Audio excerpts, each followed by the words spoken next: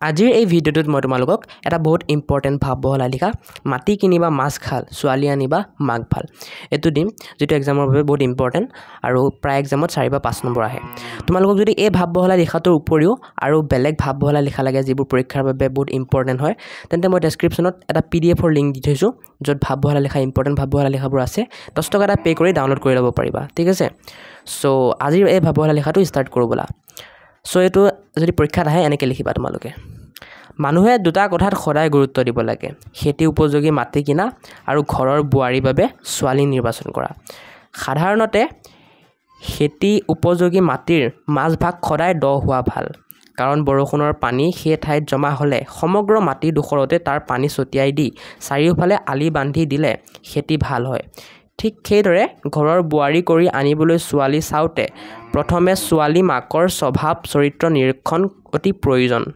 কৰা অতি প্ৰয়োজন কাৰণ বেছিভাগ সময়তে ছোৱালীবোৰে মাকৰ স্বভাৱ চৰিত্ৰ গ্ৰহণ কৰে ঠিক আছে এইখিনি আছিল ভাব বহলাই লিখাটো মই এটা সৰুকে বুজাই দিছো চোৱা এতিয়া ভাব বহলাই লিখাটো দি আমাক এইটোৱে ক'ব বিচাৰিছে যেনেকৈ আমি মাটি কিনিলে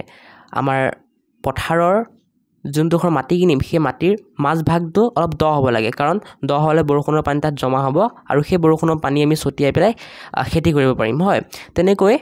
আমি যেতিয়া ছোৱালী চাব যাম বিয়াৰ কাৰণে তেতিয়া কি কৰিব লাগিব তেওঁৰ মাকৰ স্বভাৱ চৰিত্ৰ চাব লাগিব কাৰণ মাকেই তো ছোৱালীজনীক পোহপাল দি ডাঙৰ দীঘল কৰিছে গতিকে মাকৰ যেনেকুৱা স্বভাৱ চৰিত্ৰ হ'ব ছোৱালীজনীৰো তেনেকুৱা হ'ব সেয়ে এই কথাষাৰ কোৱা হয় অসমীয়া ভাষাত এই প্ৰবচনটি ব্যৱহাৰ কৰা হয় ঠিক আছে